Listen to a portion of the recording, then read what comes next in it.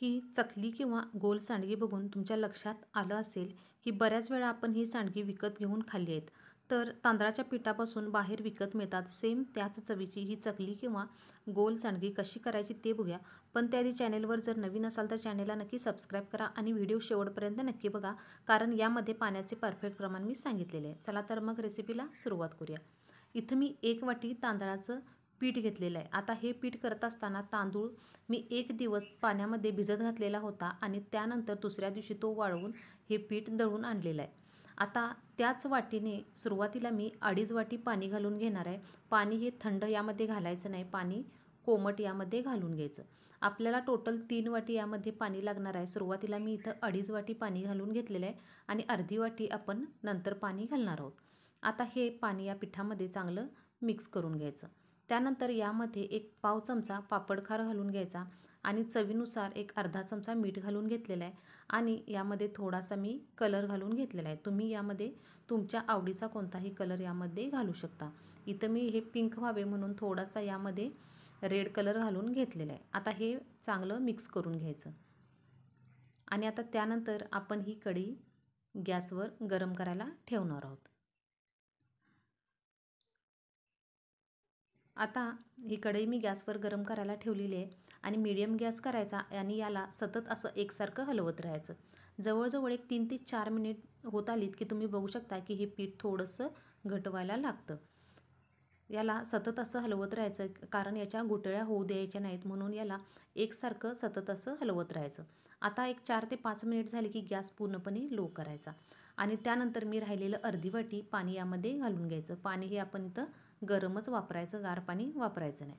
आणि पुन्हा याला लो गॅसवरच असंच एक पुन्हा 6 ते 7 मिनिट असंच हे पीठ आपण शिजवून घ्यायचं. आता जवळजवळ एक 8 ते 10 मिनिट झालेले आहेत आणि आपण हे पीठ वाफवून घेणार आहे. लो गॅसवर एक 5 मिनिट याला झाकण ठेवून पीठ आपण वाफवून घ्यायचं. 5 मिनिट वाफवल्यानंतर पुन्हा याला आपण थोडंसं मिक्स करून घ्यायचं. हे पापड बनवायला आपल्याला जास्त वेळ लागत नाही. अगदी हे झटपट पापड तयार होतात आणि याची चव अगदी सेम बाहेर विकत मिळते तशीच होते. आता माझ्याकडे अशा पद्धतीचा हा साचा आहे आणि या साच्यामध्ये अशा पद्धतीच्या या चकत्या आहेत. आता यामध्ये मी या डिझाईनची ही चकती घालून घेणार आहे. याच्याऐवजी तुमच्याकडे ही जर चकती नसेल तर तुम्ही आपण जी चकली बनवतो ती चकती तुम्ही यामध्ये वापरू शकता. आता माझ्याकडे या डिझाईनची चकती आहे म्हणून मी ही चकती वापरलेली आहे. अशा पद्धतीने हे साच्यामध्ये मी आता पीठ भरून घेतलेलं आहे आणि आता याच्या आपण ह्या चकल्या किंवा गोल सांडगी आपण गाळून घेणार आहे.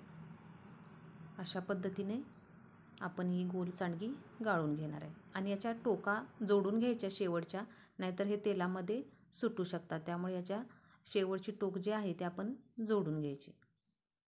अशा पद्धतीने इथं मी ह्या सगळ्या चकल्या किंवा गोल सांडगी गाळून घेतलेले आहेत. आता याला मी 2 ते 3 दिवस चांगलं उन्हामध्ये वाळवून घेतलेलं आहे.